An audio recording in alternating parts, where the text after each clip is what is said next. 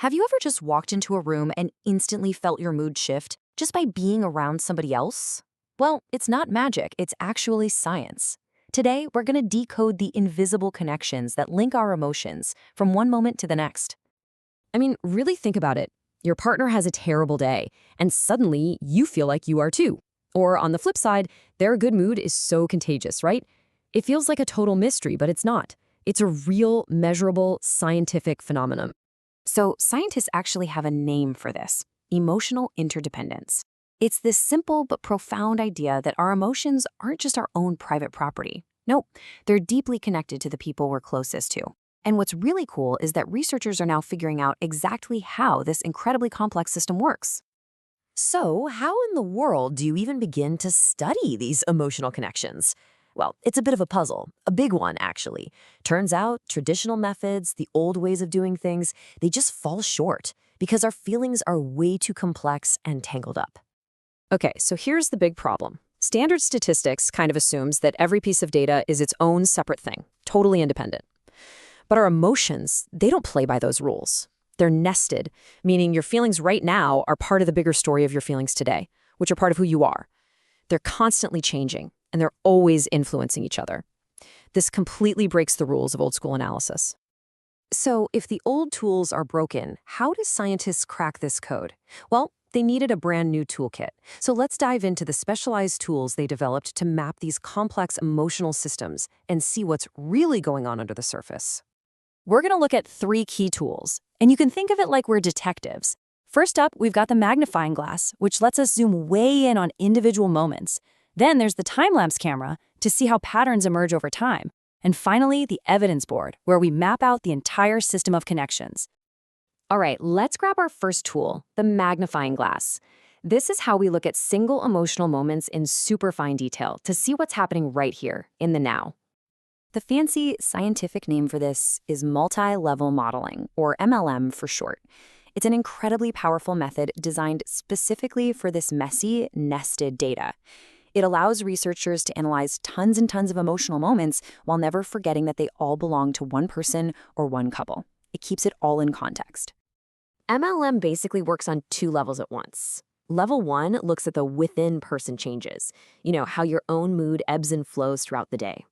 Then level 2 zooms out to look at the between-person differences, the bigger picture stuff, like why one couple might just generally be happier or more stressed out than another.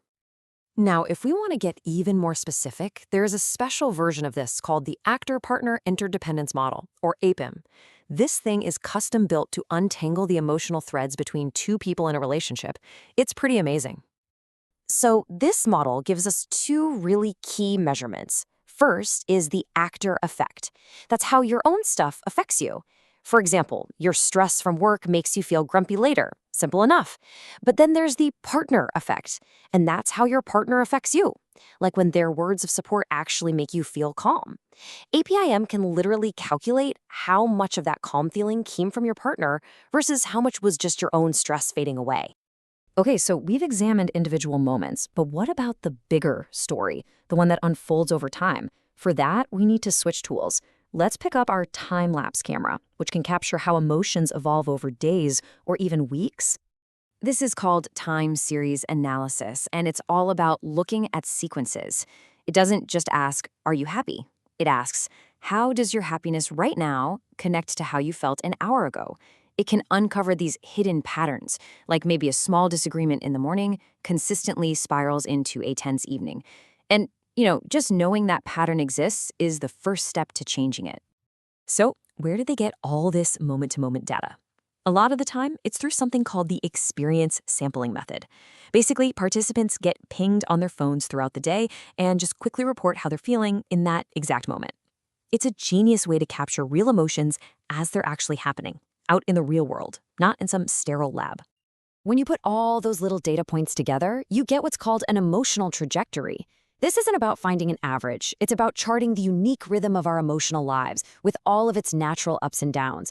It reveals the signature emotional pattern of a relationship. All right, we've seen the close-up and we've seen the timeline. Now it's time for the big finale, the evidence board. This is where we put all the pieces together and see the entire interconnected system all at once. This tool is called network analysis. And what it does is it creates a visual map, literally a map, of how different emotions are connected, both inside of you and between you and your partner. It takes all these abstract feelings and turns them into a concrete chart that we can actually look at and analyze. So on this map, the little dots, or nodes, are the individual emotions themselves: happiness, anger, sadness, you name it.